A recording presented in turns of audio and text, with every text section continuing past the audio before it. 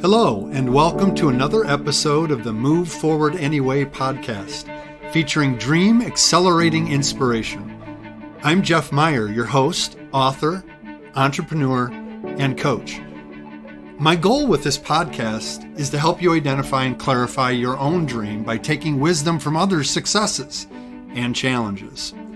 If you're looking to take action on your dream, to make a difference doing something you love, but your fears are holding you back, then this podcast is for you. If you're interested in finding additional support, you can also check out my Dream Accelerator coaching program designed to help realize your full potential and reshape your future. As always, you can learn more about my Dream Accelerator program at jeffmeyer.org. Using my Dream Accelerating formula, heart-centered entrepreneurs can focus on their dream, name their fears, change their mindset, define their next, and move forward anyway. Welcome back, fellow dreamers. I'm so glad to be with you in another episode of my Move Forward Anyway podcast. And today, just ecstatic to be able to talk to two brothers that I consider brothers, since I never had a brother growing up. I got two sisters. So these two brothers are the Johnson brothers. I refer to them as Joe Bros, and so do many others. Arik and Derek, thank you so much for being on this podcast with me. You, of all the people I know, you two live out the Move Forward Anyway mantra, and I appreciate watching that and learning from it. Thank you for being here today. So let's get started. Why don't you, first of all, just kind of introduce yourselves, and then Arik, I want to go right to you, right to the beginning of the spark of this dream, which became Aurora WDC this many years later. So why don't you introduce yourselves and tell us where you're from or anything else you want to tell us about? Derek, you go first. Sure. Well, thank you, Jeff. We consider you a brother as well. The quick and dirty on me, father of four, two boys, 14 and 3.5, two girls, 10 and 7. About to celebrate my 12th wedding anniversary with my beautiful wife, Allison. I call her Allie. We're an eHarmony story. So kind of a neat story in and of itself. Happy anniversary. It's not until the 29th of May, but it's coming up. I better get my game in gear. Live in the only Wanakee in the world, just north of Madison, and just a guy who also loves Jesus and loves people. So I really appreciate the chance to get together with you guys today. Thank you, Thanks, Derek. I appreciate it. Well, I'm Derek's big brother, Arik, and I'm also a father of four and husband to Tina. And man, it's just been such a pleasure and privilege to work with Derek over the last, 18 years now? 18 years in a couple of months. But you were there the first day, nonetheless, helping to put that wall up and get us figured out in Mom's Beauty Salon, and we can, kind of start there. But I think of myself sort of first and foremost, really as a missionary, and that my missionary work is lived out through my entrepreneurship and my curiosity around, there's no better way to say it, my curiosity about how losers become inevitable. And we can dig into that a little bit, because that's the fascination with history that I have that really has driven the last, probably 40 years of my life, in terms of how where I'm drawn to. I'm drawn to understanding at what point did a contender become a loser? And then let's reverse engineer all that so that we can figure out how not to have that happen to them. What went wrong? And what did others do right that the loser could have learned from or done differently? So that's the spark. The spark is, how can I study that and then serve Jesus in the same time? So you're the industry you're in. Describe a little bit the industry you're in and how that relates to what you just said about discovering the frailties or the things that can lead to losing, a contender becoming a loser. Yeah. So we're in a field known as competitive intelligence, or if you want the full long version, strategic market and competitive intelligence. And that allows us to appeal to a few broader customers that way. But most of our clients over the last 26 years, I started the company on my 25th birthday in 1995. I'm do the math and it's now 2021 and I'm 51 and I kind of feel like I'm just getting started doing this work 26 years later. And the competitive intelligence world has always traditionally been driven by competitors and an obsession with competitors and how to sort of get a leg up. And that's wrong. That's a broad misconception that I think most of those on our side of the fence would probably concur with. Competitors are important, but competitors are not your enemies. Competitors make you better. Competitors are an opportunity for you to elevate your own expectations of your performance so that you suck less. That's an unofficial motto of mine. And occasionally I thought about wearing that t-shirt on your podcast. And I thought, Tina would scold me if I wore the suck less t-shirt on the podcast. But sucking less is a big part of not losing. And so when I discovered competitive intelligence, it was shortly after I did my first competitive intelligence assignment, which was for the California Emu Ranch. Believe it or not, I was at the time, this is the mid 1990s, and I was just doing anything for a buck. And so I was starting internet service providers and building websites for people and teaching at the tech college and, anything for a buck, essentially. And so this was about maybe 18 months or 2 years into that journey. And I stumbled upon, I don't even know how, the California Emu Ranch, and they hired me to do a market sizing and 5-year CAGR, it's called. CAGR is short for compound annual growth rate forecast, which I didn't know what that was in 1996. Or Had nothing to do with beer. No, that's a whole other story. But 5-year CAGR of emu products in the mid 1990s, it turns out the most lucrative market worldwide for them was Japan for the meat of the emu.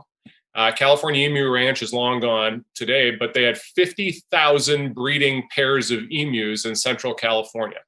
And so our parents were still living at the time, and I thought, I better learn about emus. So are there any emus in Wisconsin? And so I went and did my little research thing, and I found every emu farm in Wisconsin. And we went to all of them. We visited every emu farm in the state of Wisconsin. Mom came along to the one that was outside of Chautauqua. They only had, I think, one pair of emus there, and it tried to bite Mom on the boob. It saw like the tassel of her drawstring from her hood. Emus are driven to shiny objects, we discovered that day. It stuck its head through the fence and it bit her right on the chest. And, it was so hysterical that, and I think I got paid $3,000 for that assignment that I spent hundreds of hours working on. I think I probably made about $8 an hour at the end of the day with that. And that's when I sort of knew, man, I need to get Derek involved because he knows how to turn time into money in ways that I'll just never be good at. And so 7 years later, Derek joined the company and the rest is history. Right around there. So you were working with the emu farm at year one, and then you did 7 years more of work alone. And all over the place. My kind of big breakthrough happened in 99. I had written a piece. This was before blogs, and I decided I'd learned how to build websites for people and was doing that. And so I had built my own website that same year. And if you go to the Wayback Machine and look at aurorawdc.com, there is a website there from, I think, about November of 1995. And man, is it ugly. But I hand-coded that thing in Notepad. Every keystroke was done by these fingers in Notepad 26 years ago, and it shows. But where was I going with that? I think I was thinking about. I totally lost my train of thought. Where was I going with that? I don't remember. It was probably your big break getting it at the semiconductor conference in '99. Yeah, so I wrote this piece. I was sitting in a parking garage in downtown Madison, I think with somebody, and had some time to kill. And the MCI WorldCom merger had just happened. And so I wrote this short essay sitting in the front seat of my car on my first laptop at the time, and published it to the website, coded it up, hand coded it, and stuck it up on aurorawdc.com, and forgot all about it. And about 6 months later, I got invited to go give a talk at this conference called CI for IT the following spring in San Diego. And I'm like, wow, that's kind of cool. And they must have seen me. I'd started doing some talks about competitive intelligence and its connection with knowledge management and a bunch of other things. And anything for a buck, at the time. And so I got invited out, and I went out and I gave this talk. But before I gave the talk, I was sitting in the audience, and one of the keynote speakers got up, and it was GTE Internetworking at the time, which later went on to become a bunch of different other companies and eventually get absorbed by one of the big telcos. But this guy was the head of intelligence at GTE Internetworking, and he said, I read this great analysis, very, very profound analysis and incisive, and it changed the way I think about telecommunications. And I'm like, ooh, who is that? And he goes, I believe the speaker is here at the conference. I believe it's Mr. Arik Johnson. Arik Johnson is Arik Johnson. Arik Johnson. And I said, you mean Eric Johnson? And he said, Mr. Johnson, forgive me for mispronouncing your name. I just want to say this whole room should give you a standing ovation for the incisive analysis that you produced on the MCI WorldCom merger. Thank you. And I got a standing ovation because of that guy. And I'm going, you mean that thing I wrote in the parking garage? That changed the way you think about telecommunications industry? And it was so flabbergasting. I'm like, hey, maybe I'm good at this. And maybe I should do more of that and get more speaking engagements. And this is kind of fun. And I ended up getting a client out of that, a woman named Celeste at National Semiconductor, who thought Derek was very cute a few years later, by the way, and that's all I'll say about that. But the point is, they gave me my first shot, and it was really my first program development. And I developed their intelligence program as part of their industry analyst affairs group. They got a nice budget. I won't say how much money, but it was my big break. My big break about 4 years in, and then I just never looked back. And I'm like, let's do that. Let's do more of that. Derek, come on. I'm ready for you. This was right after the .com blow up, and Derek had been in the investment industry at the time. And I think you were I don't know if you were bored, but I'll let you answer that question about why you abandoned that career in order to cast your lot with your big brother. Sure. Yeah, go ahead, Derek. Jump right in. Yeah, that's a double-edged question and answer. So it wasn't that I was bored. I just didn't have enough gray hair to have either of the paths that I wanted, either as an investment analyst, I was too young, or a portfolio manager, account manager guy meeting with high net worth individuals.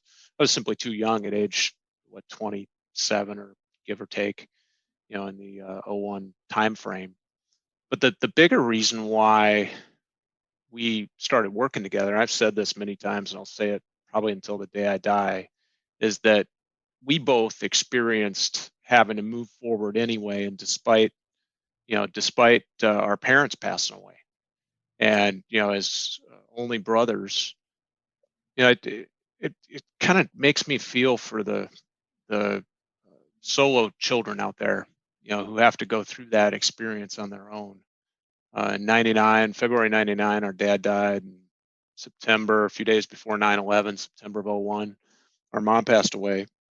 And I've said it many times. I'll say it on this podcast. If one or both had not passed away when they did, one or both would have talked me out of leaving this industry that I seem to love so much, the investment arena, and joining my big brother in this adventure he had started about 8 years prior.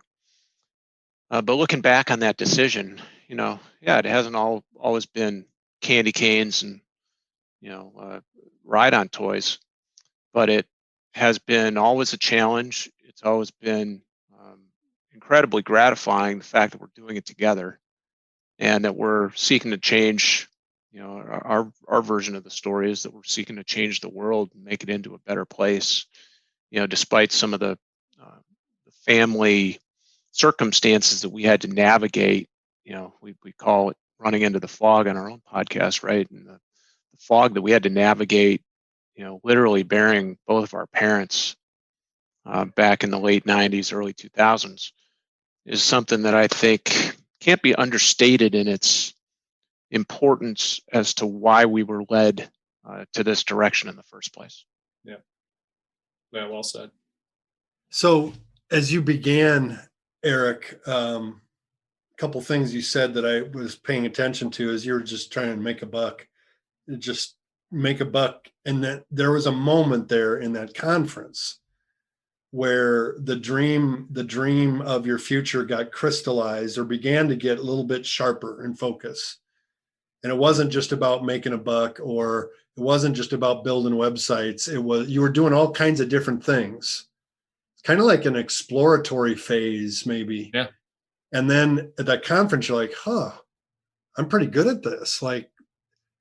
And I would guess that there and the years since, you've started to see the connection deeper and deeper between your education, which was in history, a history major, right. Yep. and why you were so intrigued by the loser. Yeah. And you started to discern that and trying to help people get ahead of losing so that they didn't lose. And that's what competitive intelligence does, right? Yep. You talk to me a lot of times about finding the frailty in your offer as an entrepreneur, so that you can mitigate against that, so that it won't kill you. Right. Right. And make it a strength, make it a potential source of strength. Yeah. And flip it as strength. And I talk about fear the same way. Like, instead of just trying to get rid of fear or to avoid fear, let's look at fear and flip it and use it as fuel, as strength to move forward anyway. And that's the unique piece that I play in the entrepreneurial space. Exactly. So we share that kind of mindset. Take something that's a weakness, flip it and use it as a strength. Would you say or want to say anything more to this question? I think that's kind of the answer to the question I'm about to ask, but maybe there's more. I find that dreamers who are executing on their dream, they're ultimately trying to solve a problem.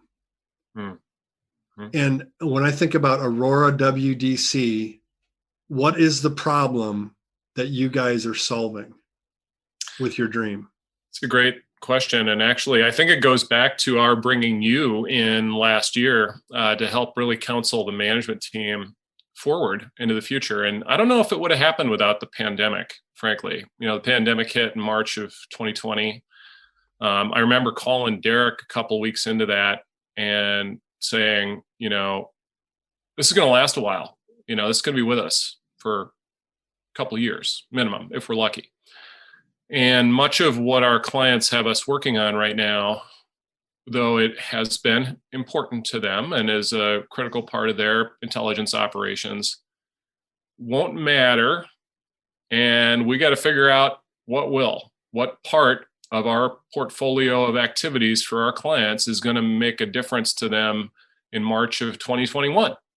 And we got to paraphrase Gretzky, skate to where that puck is headed. So that we are having better ideas than they're having about their business. We have to be more creative. And that, by the way, is what strategic intelligence is about. It's about creatively helping a client who is so in the weeds, they can't see any way out of the marsh, and showing them the way out, and then giving them options is a really, really important part of what's emerged really in the last decade.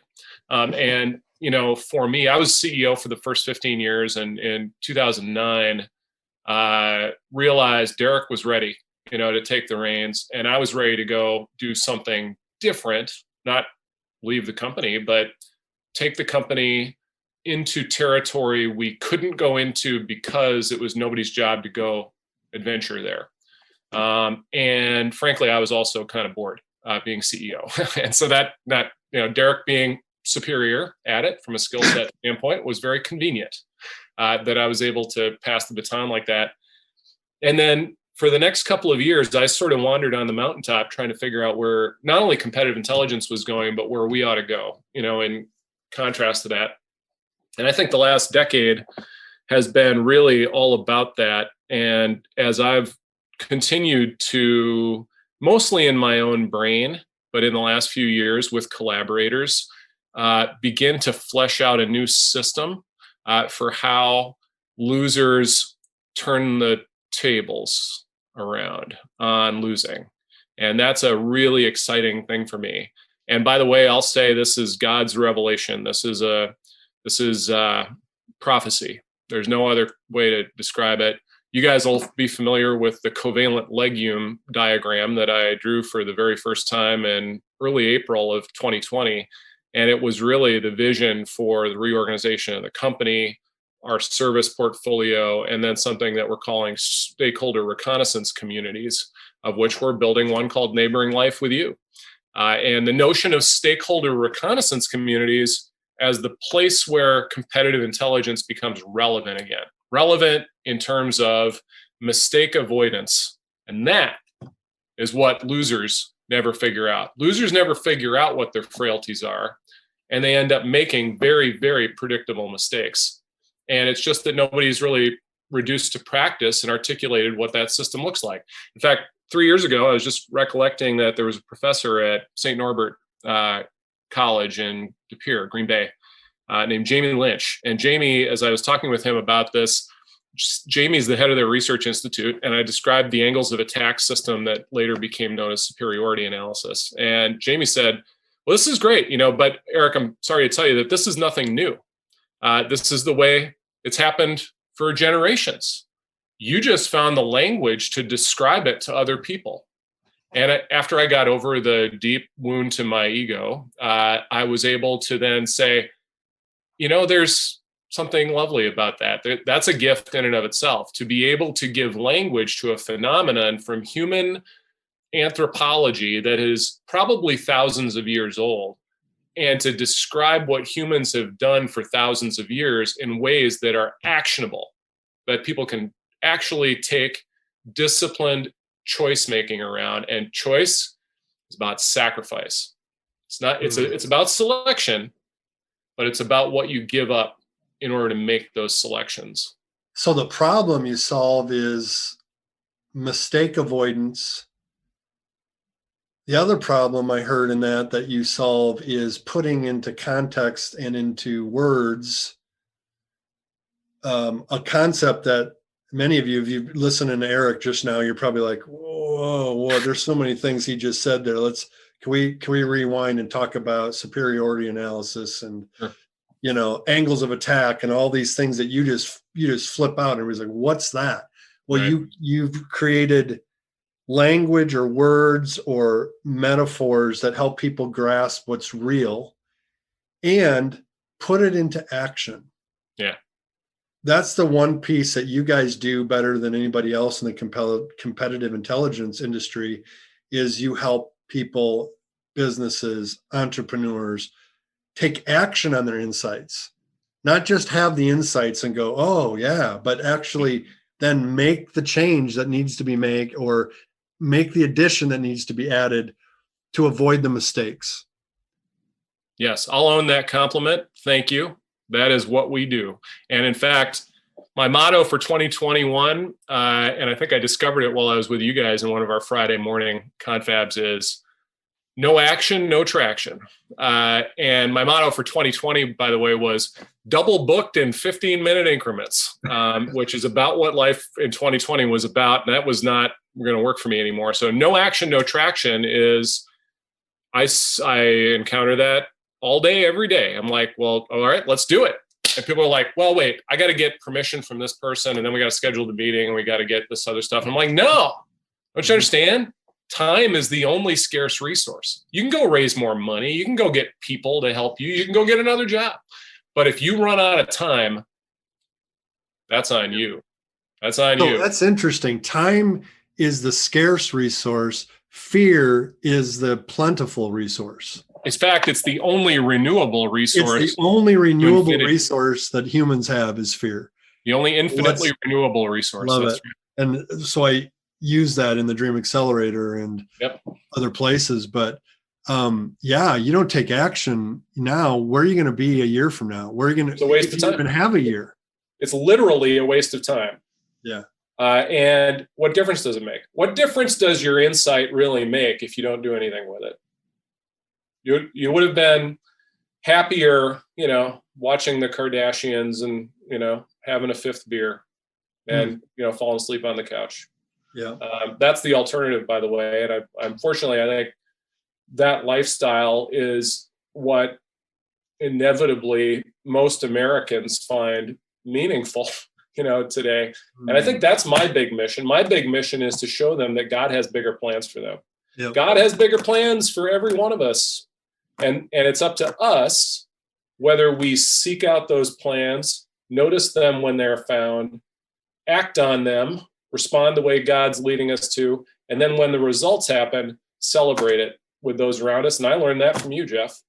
That's the sequence of missionary discipline that is the true north in my life. And it's available. That rhythm is available to any person. It's not available just to church people or to professional ministry people. It's available to every entrepreneur, every business owner, every person that's trying to take action, and that's beautiful.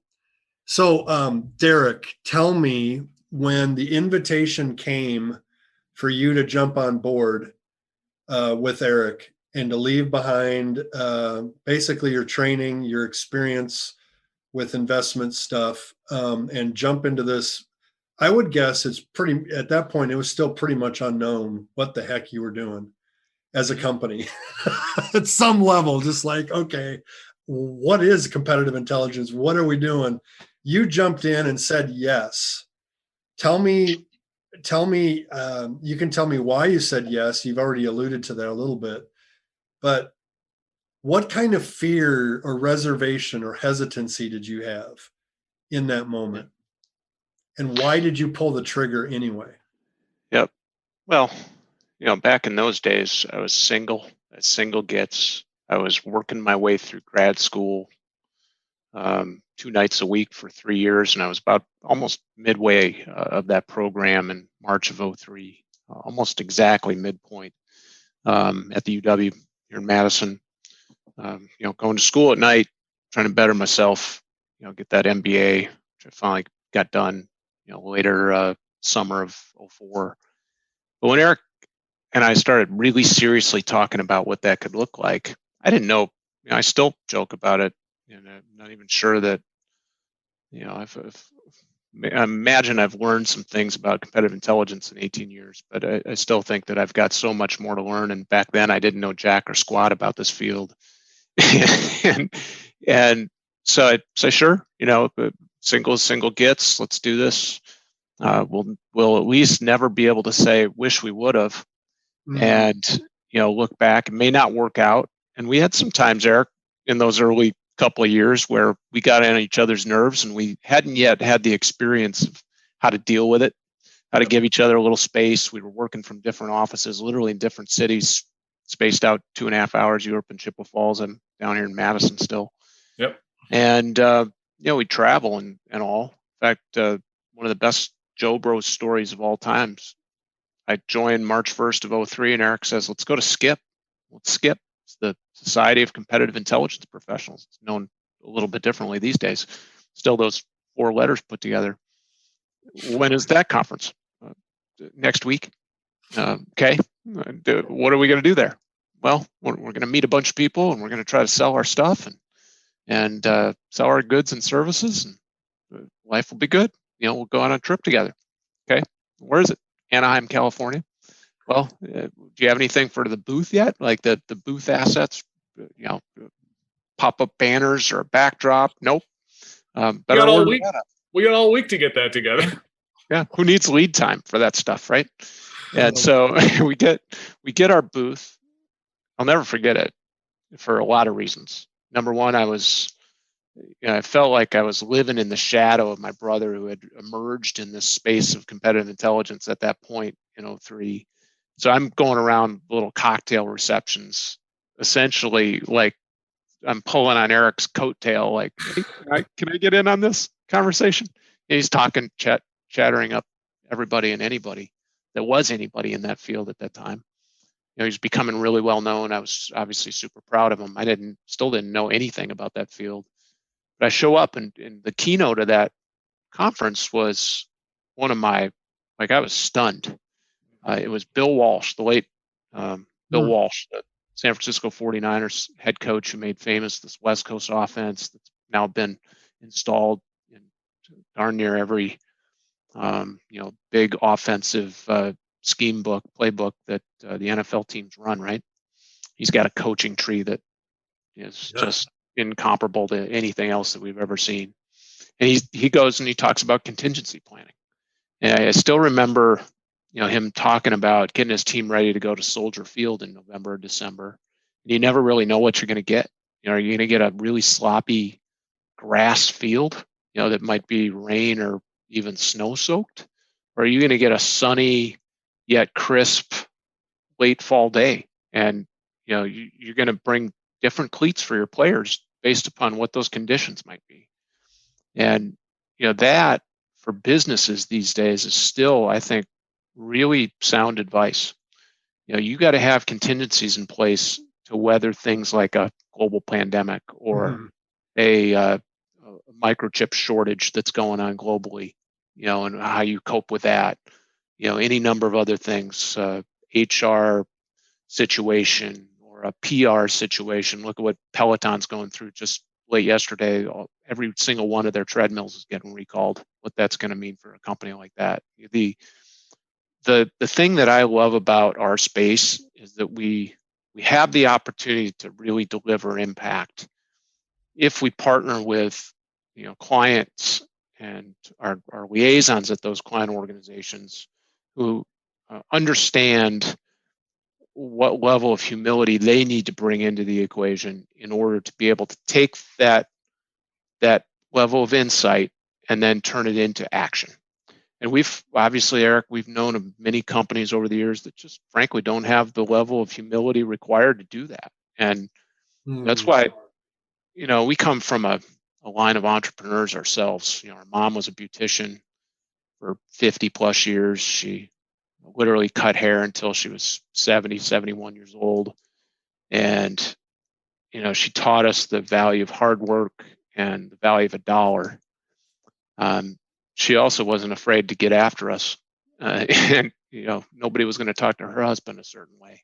That's the other story about two guys, 6'3", 6'4" from northern Wisconsin. She let everybody know, where we all stood in that pecking order, and her husband was cherished, our dear old dad. So, when I think about what's next, moving forward, in the face of all sorts of uncertainties that we might have, even here, the opportunity to partner with great companies who have that dose of humility in order to take the insights and move it to action and actually do something with the advice that we give them, the recommendations we give them, is something that really moves me. And one big reason why I'm pretty focused right now on how we help the small to medium-sized businesses and allow them to have access to data that I think at times is believed to be only for the large companies, the ones that have huge, 4, 5, 6-figure budgets to support, a corporate library or something. That's nonsense. It's absolute nonsense. And, one of the things that I'm really passionate about at the moment is bringing a capability to these small to medium-sized businesses that can truly make a difference. And, I think that a lot of that goes back to our roots. Our dad said something. I wrote something down that sort of pairs with it. Our dad's favorite saying. He was one of these guys who I think died too young before he really caught his big break. And Arik, I've heard you say that before. He died 3 days before he turned 66. And he was dabbling in all sorts of things after a major heart attack sort of took him out of a full-time job when he was 53.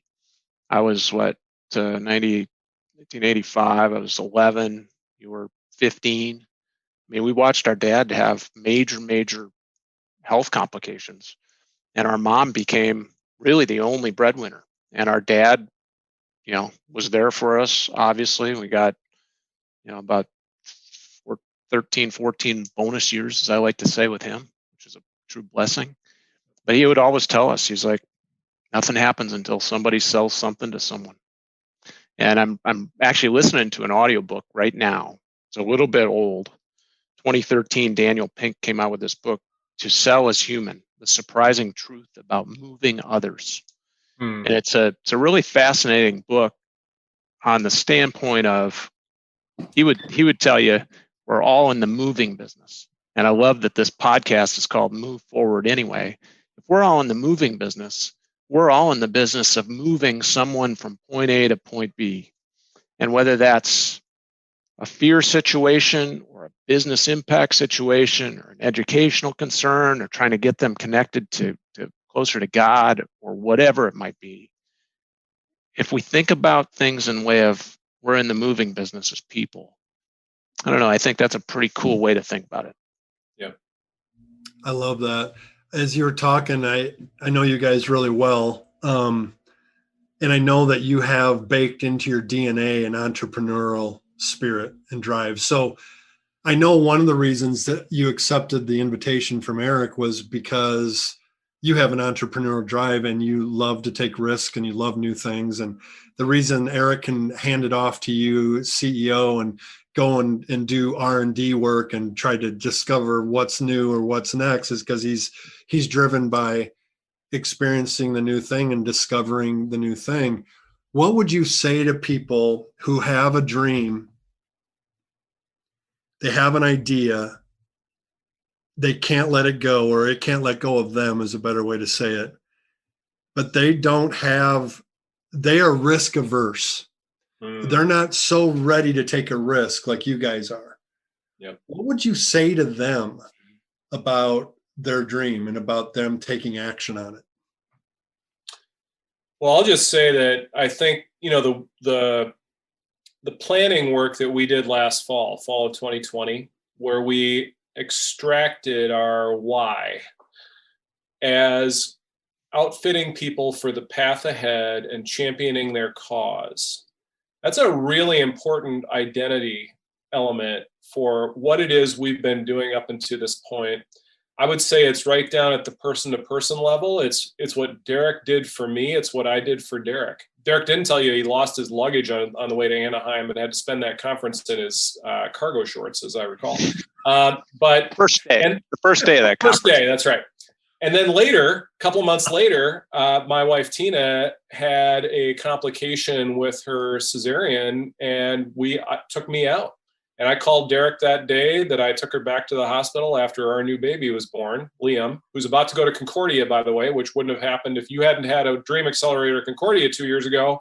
And then I met Mike Littman, the head of the computer science department, and got arranged for Liam to get in there. And now Liam's going to go do the Master Scholars Program in computer science at Concordia. So thank you. Thank you, Jesus.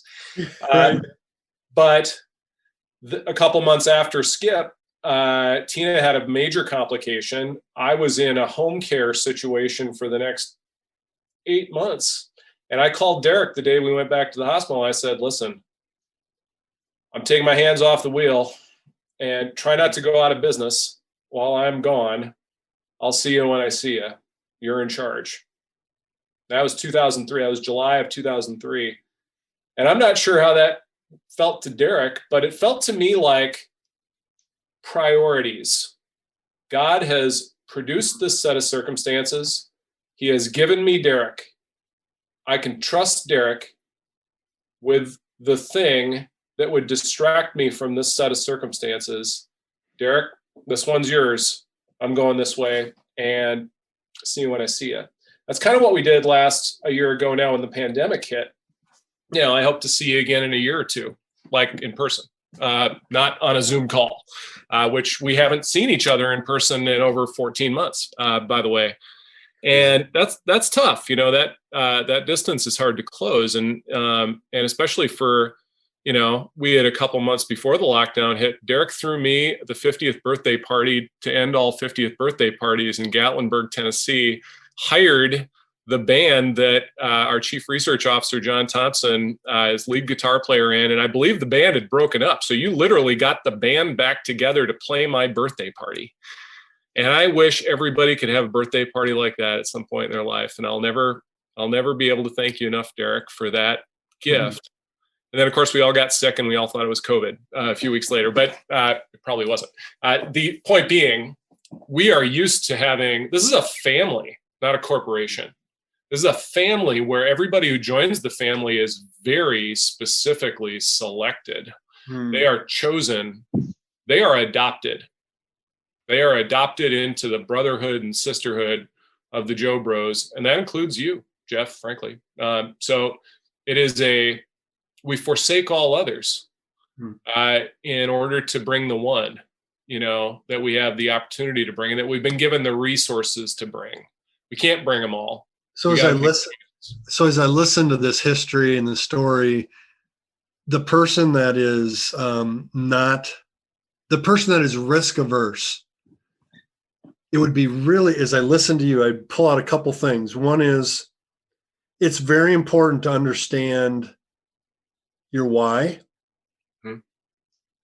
and also to think about the benefits that would come in you taking that risk step.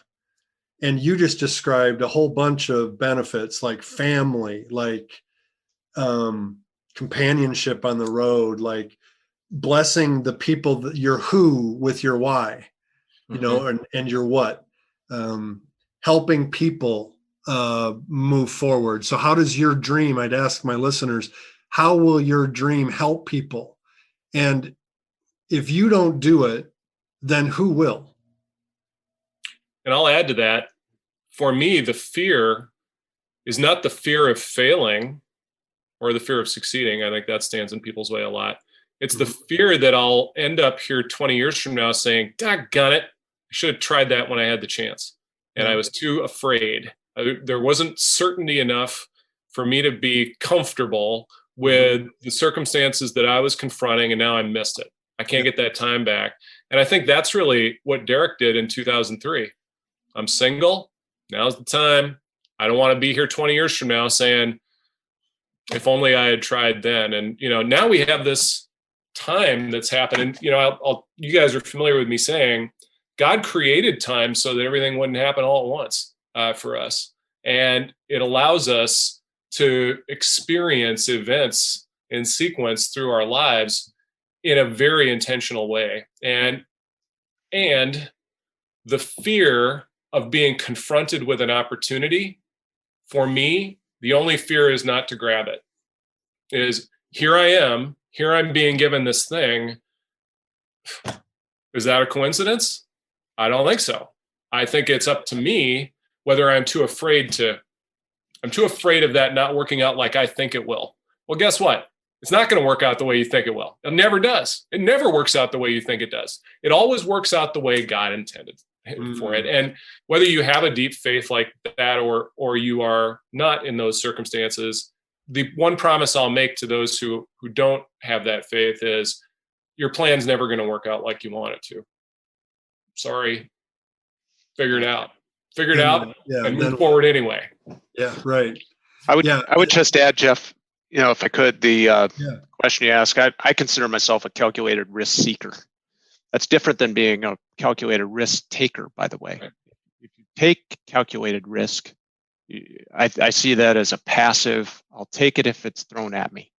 Yeah. If you're a calculated risk seeker, that's totally different. That's an active, I'm going to go seek it out, but I want to know the upside and the downside in that process. And I'm a numbers guy. Obviously, I talk about me coming here from the field of investments, and I still, I dabble in the stock market in ways I know Arik doesn't, and that's an appreciation for our differences. He's a creative guy.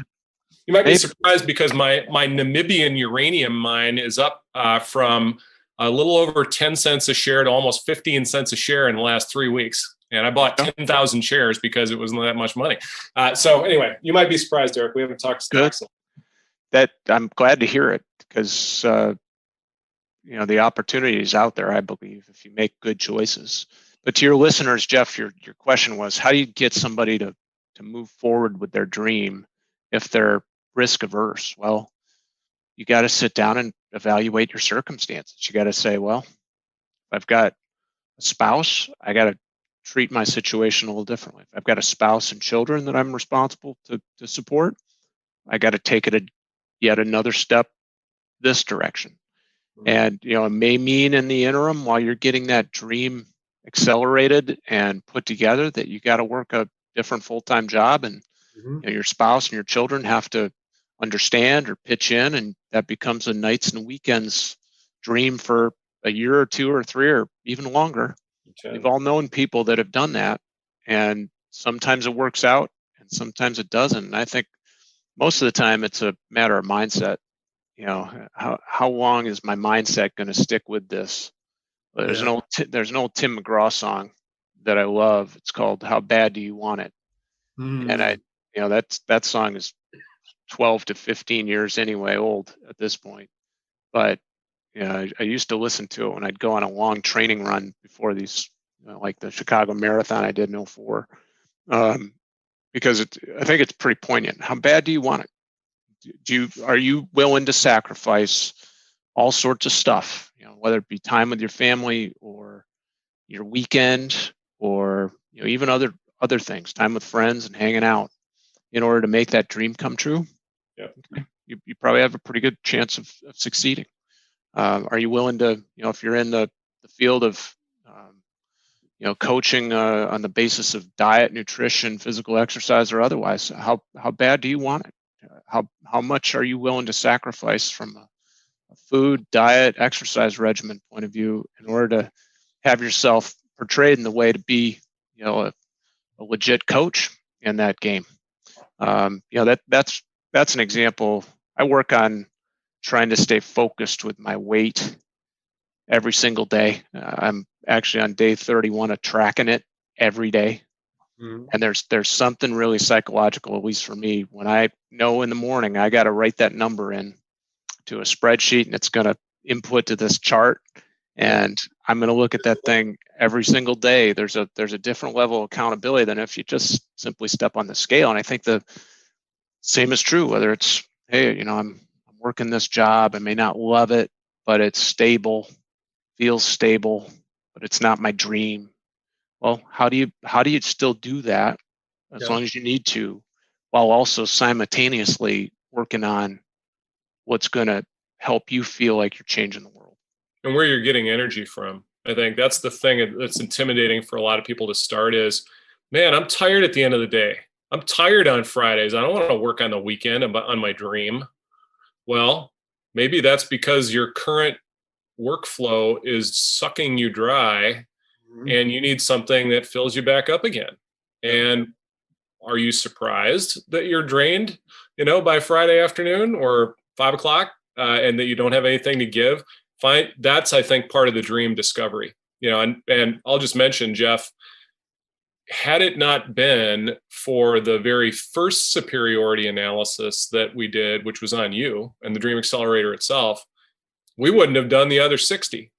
We've done about 60 of them now. Yeah. And I can tell you with a very high degree of confidence that it works, that there is a way to take the frailties. And I'll just also comment that God gave me a very dark gift. And that dark gift was knowing where to punch you to put you out of the game. And I try and use it for good. The only way to use that for good, and this is part of what it means to be discipled, is to discover why God blessed you with something so dark. That I know why God gave me that gift. God gave me that gift so I can identify it and then recalibrate it so that it gets stronger under stress. It becomes a source of anti-fragility. And when people push you in that spot, that soft underbelly, you become stronger. And you can do that with anything. You can do it with any business, any product, any industry. It is very, very versatile. And I know why God wanted me for that work now. And I wish everybody could discover that. That is my one prayer, is that everybody who hears this podcast will discover what God made them for. Yeah. Yeah. And then remove the frailties of that so that they can succeed. Yep. Right. Because I say this often, your dream must live. Well, in order for the dream to live, it's got to survive, and it's got to survive the darkness and the frailties that are inevitably going to pop up for it to survive. And so we talk about We Exist or Neighboring Life or whatever SRC is going to launch in the next 2 to 5 years. We want those to succeed because they're making a difference in the world. Yep. Right. And that's the thing with risk for me. If I could just circle back and give my own answer to my own question. Yeah. One of the things I would say is we spend too much time thinking about the risks in going for it, and not enough thinking about the other side of the coin, the risk in not going for it. Yeah. So I like to ask people and that's usually the first time they've ever been asked. They only think about the risk in going for it. Well, I might lose this, or I might fail, or my wife might not like it. I tell you, I talked to wife or husband by the matter, talked to one partner, and they haven't even shared their dream with their spouse that they've been carrying around in their bodies for 5 years because they're afraid they're going to be rejected. Well, there's a risk in not sharing it. You're holding back something from your partner. You're withholding something from them that's a part of you. That's not good. That's not going to go well over the long term. So what is the risk in not going for it? And the number one answer I get in the Dream Accelerator is deep, deep regret. I'm going to get to the end of my life and I'm going to say, oh my gosh, I wish I would have tried. I wish I would have given that a shot. Right. And that's a heavy burden to bear. And you mentioned that earlier, Derek, like, okay, I didn't want to get to the end of my life and say, well, what if we would have tried the Joe Bros? And the other thing I'll say is, don't be so hooked on the results of following your dream that you miss the opportunity to learn and grow as you pursue it. So instead of looking at results and making sure you got everything nailed down, learn how to experiment. Learn how to embrace experimentation, because that's where the fun is. That's where the adventure is. And you guys know this phrase. I use it a lot in the Dream Accelerator. You use it as well. The MVP. Let's just discover your MVP and start experimenting. What's MVP? Minimally viable product. Get it and get it out there and test it and learn from it, right? So you can do that and keep your security right now. It's called a side hustle. And just start doing some experiments with it. So that's what I would say in terms of those who are risk averse. Usually you're risk averse because you want to be sure it's going to turn out okay. Yeah. You're never going to be sure it's going to be okay. In 1980, Rush, the band, published a song called Free Will. There's a line in that song, you can choose a ready guide in some celestial voice. If you choose not to decide, you still have made a choice. And I share that a lot with people because it exemplifies what you said. If you do nothing, you're still sacrificing. Yeah. And that's the definition of choice, by the way. Yeah. Choice is not just selection. Yeah. It's forsaking all other options for the selection. It's sacrifice. And if you don't make the choice to move forward anyway, that is in itself a sacrifice of the potential future. I've said with SRCs with you guys, in the future, I imagine SRCs exist.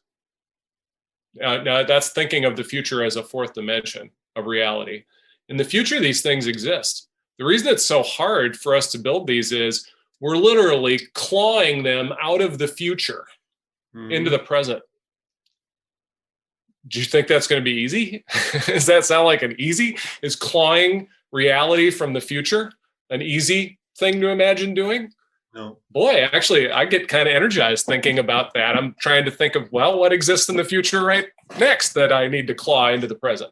And, that really, really, going back to 1995 and, thinking about getting started doing this thing that we call Aurora Worldwide Development Corporation today, which was, by the way, the name was vague enough to be anything because I didn't know what it was going to be. Like, I just need a name. I need a name that gives me versatility and latitude, because I don't know what's going to stick. I'm going to start doing this and then a little bit of that, a little bit of this and a little bit of that, and eventually something will stick. And as long as I'm making enough money to keep my new wife fed and in grad school where she was at the time, and when it's time to start a family, I've got enough money to feed and clothe and house my family, then that's entertainment. The entertainment is discovering what is next and what exists in the future that I need to rip into the present reality.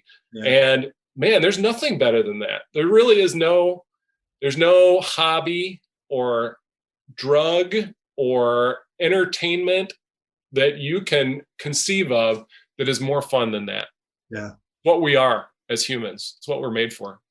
So Derek, let me I'll start bringing this to a close here. I want to ask you, so we actually started working together last September, August-ish. And we have been on this journey together, the three of us, working with your team, but then also on Friday mornings working and just building, reconnecting the Joe Bros. And during the pandemic and a little bit before the pandemic, there was kind of a gradual kind of drifting apart a little bit, and you're almost working on two different businesses in reality, and you recognize a need to, and we use the word picture, play catch.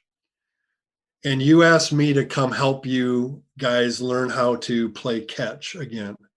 And for those of you who are listening, think of these two guys, these two young boys in Chautauqua, Wisconsin, probably annoying the crap out of each other most days, but occasionally actually playing with each other, wrestling with each other, doing what brothers do. I wouldn't know what that's like because I have sisters. Yeah. But I'd like you to just talk a little bit, Derek, and then I'll let Arik say his piece too. What has it been like for you to reconnect in this work, in this entrepreneurial work? What has it been like for you to reconnect with your brother? Yeah. Well, this may not be the answer you're looking for, but I'm going to say to reconnect without physical connection, to me, is not necessarily yet a reconnect. Yeah. So yeah, there will be a true reconnect the day when there can be a physical reconnect. Yep. That's number one. Well said. And whenever that happens, I'm probably a little more out there than Arik's able to be at the moment. So, it's a reality a lot of our families are facing, by the way. So you know what? Thank you for saying that. No judgment, and everybody's going to make that choice. I'm going on my first business trip in 15 months, week after next, and I am beyond excited. Yeah. I've got 3 in-person business meetings, maybe a 4th, and I just can't even wait. And part of that is my social animal is going to be fed again. But the reconnect, the other thing I'll say for our listeners on your podcast, Jeff, and this may not be entirely politically or even language correct, but we've talked about this. Had we not done the Move Forward Anyway reconnect with the Joe Bros in August, September, and started that process, I've said, that I could have seen a scenario where Derek goes and gets some bullshit job because there's not enough interaction, physical or otherwise, between the two Johnson brothers that were so used to that. Mm-hmm. And, I didn't want that. Arik didn't want that for us. But the pandemic, causes weird things. And, I'm grateful that this ability to have you coach us allowed us to refocus on what really matters. Mm-hmm.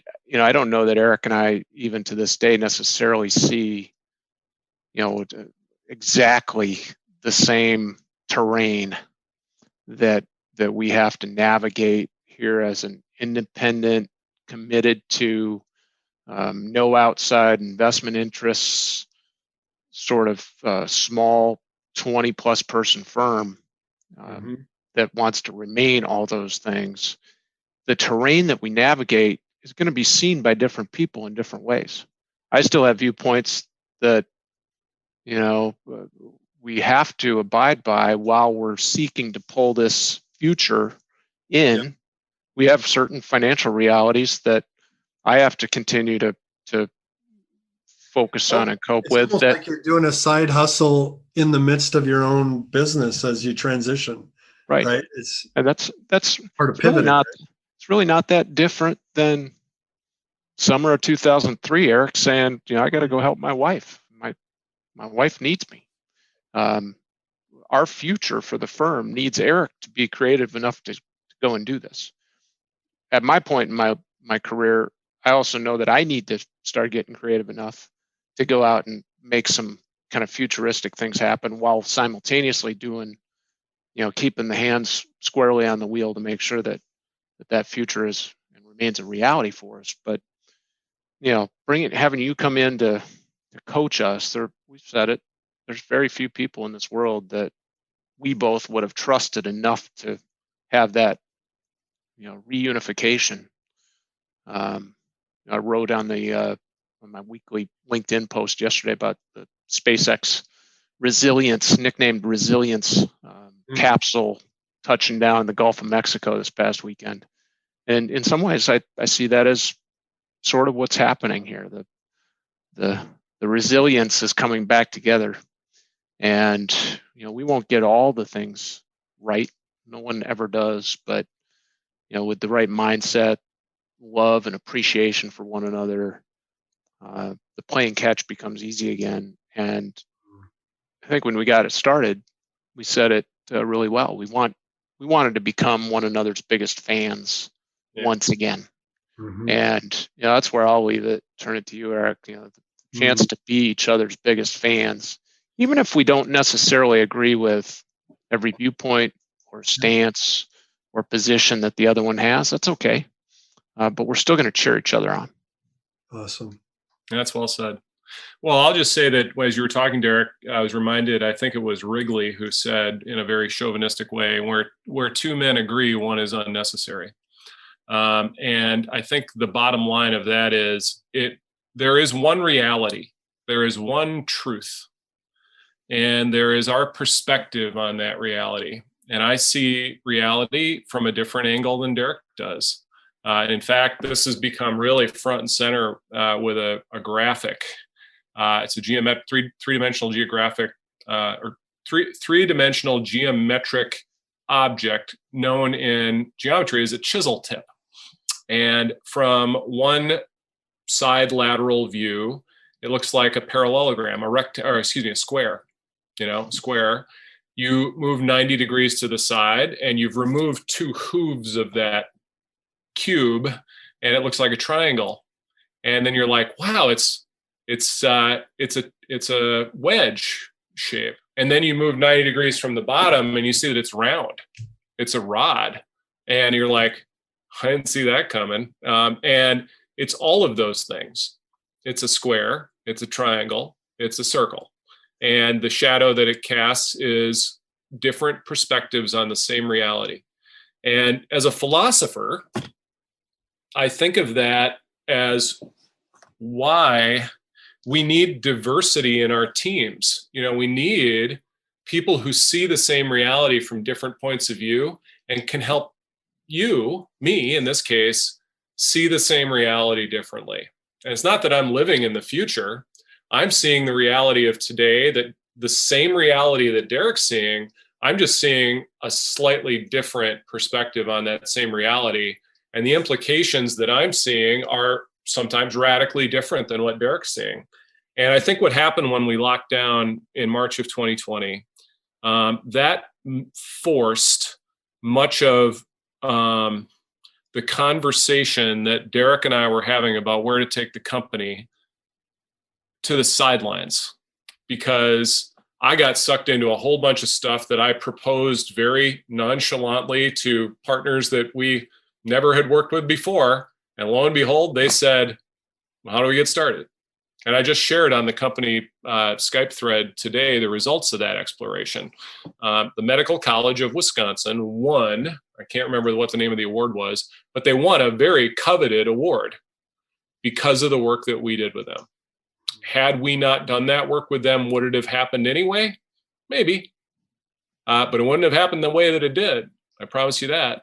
And the results of our experimentation, now I'll say this, the risk of not experimenting is that reality never happens. Yep. That future doesn't happen.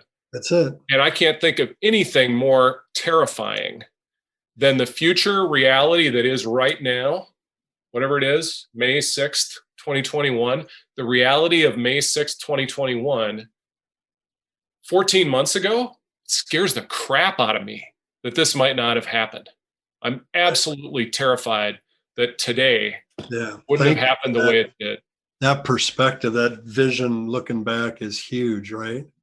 And there's, I think to the point that Derek was making there, that's the perspective that I have. And then Derek has this risk-seeking, people-loving, reality. Derek can't wait to go on the road for a business trip and see 3 or 4 different clients. I am not driven by that same set of motivation. It's got to happen. Derek loves doing it. Derek has unique gifts in order to be able to enable him to do that. Circumstances are right for that. Yeah. Is it for me yet? Not quite. Soon enough it will be. But that's okay. That's why God's given us each other. Yeah. That's why I don't have to do this alone. And I'll tell you what. There's the fun in it, right? Those first few years were pretty lonely. Mm-hmm. And that's, Derek, just from me to you, that's what I'm most thankful for, is I get to do this with you. Yeah, right on. And everybody else that God's assembled. So you guys who are listening here, this is a great opportunity for you to think about your dream. Maybe you've held it close to the vest. Maybe you have been bearing the weight of it without community or without people. And I would just encourage you, as soon as you can. Now, it's got to be the right people, right? Because there are dream crushers out there that if you share it too soon, they'll crush it. But if you can find the right invested partners to be with you in it and play catch, like the Joe Bros have been doing and are doing, it's way more fun doing it together than it is alone. So thanks for showing that to us, guys. It's just incredible. I want to close and give you an opportunity to speak a move forward anyway word of encouragement to our listener directly. I want you to speak directly to the listener who's sitting there going, okay, wow, maybe I should take this step. I'm a little hesitant, but what would you say to them in closing? I'll go with Arik first and let Derek have the last word. I think of it in my own terms every day is, if not you, who? And if not now, when? Mm-hmm. That's awesome. That's good. Thank you, Arik. I'm not sure I have anything that eloquent to say. I would just say, if you look at yourself 5 years from now and you imagine yourself thinking back on this question, are you going to be happy with yourself if you didn't try? Will it always be one of those things that you wondered about? I actually have a regret that when 9/11 occurred, that I didn't sign up and go serve in the military. And almost 20 years later, there's less I can do about that. Someday I'll find, maybe it's in retirement, I'll volunteer at the local National Guard, house and help the men and women there somehow. But someday I'll figure out how to get right with that. But if I could go, I'll go back and do it again. I'd have joined up the minute 9/11 happened. Wow. Great questions. Great word, Arik. Thank you so much, brothers, for investing this time. You are such busy people. I know acutely how true that is. This is fun. You would spend this amount of time with me talking about this with my audience. Thank you for that. How can the listener, if they wanted to, learn more about what you're doing, learn more about what they can learn from you? How can they get a hold of you? Derek? I would just like to make a plug for our own podcast where we invite some other guests, some friends, some new great podcast new faces. We've had Jeff on there. We've recorded about 12 of them now, and have a great release schedule coming up. But go out there and search on any of your favorite podcast platforms for Running Into the Fog, and you'll have an opportunity to listen pretty regularly to the Joe Bros. What other ways can they connect with us? Podcast, by the way. Thank you. I'll plug Neighboring Life and another project called We Exist. We Exist is the brainchild of this really lovely woman, Jasmine Johnson from Milwaukee, who called me last June after she heard that we were doing online events, and she just had one that kind of blew up in her face and asked, could you help me with this? And it was about 2 weeks after the George Floyd killing, and I was really verklempt about it. I know you were too, Jeff, and that I had been in prayer asking for direction about it, and the day before. And when the phone rang and it was Jasmine, I said, I don't know where you stand with God, lady, but you are answered prayer. And then she said, hallelujah. And we had a big talk about Jesus. And I said, whatever you need, we'll be there for you, and we won't charge you. Don't tell my brother that we aren't going to charge you for this yet. We'll figure out something later. And then we did. And, the cool thing about that relationship, just sort of jumping in with both feet, knowing that this thing was brought to you, that the current reality is divinely provisioned, then, all right, I'm going to lead with my heart and figure out what's next and not worry about the consequences, because there's faith. That's what faith is for. Faith is so you don't have to worry about the consequences. You're going to lead with your heart. You're going to follow that direction. And Jasmine, I think, is one of the relationships that I'm most proud of coming out of the pandemic, and how that I've been a witness, and the privilege to be a witness and an ally to her specific project is to close the wealth gap among professionals of color, specifically in Milwaukee, starting in Milwaukee, but then going nationwide, and really dispel the myth of Black talent, Black and brown talent, that it's not there. Having been threaded into that mission, man, is it cool. And then Neighboring Life that you're doing. And frankly, Derek's Recon G2 corporate stakeholder reconnaissance community product, those are all the pathways that I feel I've been given as gifts to explore my own gifts, and then to create a reality that wouldn't have existed without me. That's, I think, what God's doing in the lives of your dreamers, Jeff. Yeah. Is they're being invited to explore a reality that can't happen without them. So they better get on it. They better move forward anyway. That's it, because their dream must live. Guys, thank you so much for the time today. Appreciate you both. And until next time, guys, have a wonderful day, pulling your future into the present. And you get to be part of it. Love you, Jeff. Love you, Derek. Thanks, guys. Back. Bye. Bye-bye. Hey, fellow dreamer. I hope you enjoyed today's episode. Head over to my website, jeffmeyer.org, for all of the show notes and links. And when you're ready to move from overthinking about your dream to actually taking action on it, consider joining the Dream Accelerator community. Our clients are getting crystal clear on their dream with our Dream Generator Vivid Description 5-step process. They're discovering the truth about fear and how to use it as fuel to take courageous steps in the right direction. And most importantly, they are walking a clear path forward because they have made an investment in themselves to confidently realize their dreams. The results are so inspiring. Having coaching and companions on the dream journey is crucial. Remember, fear will come, fear will stay. Move forward anyway.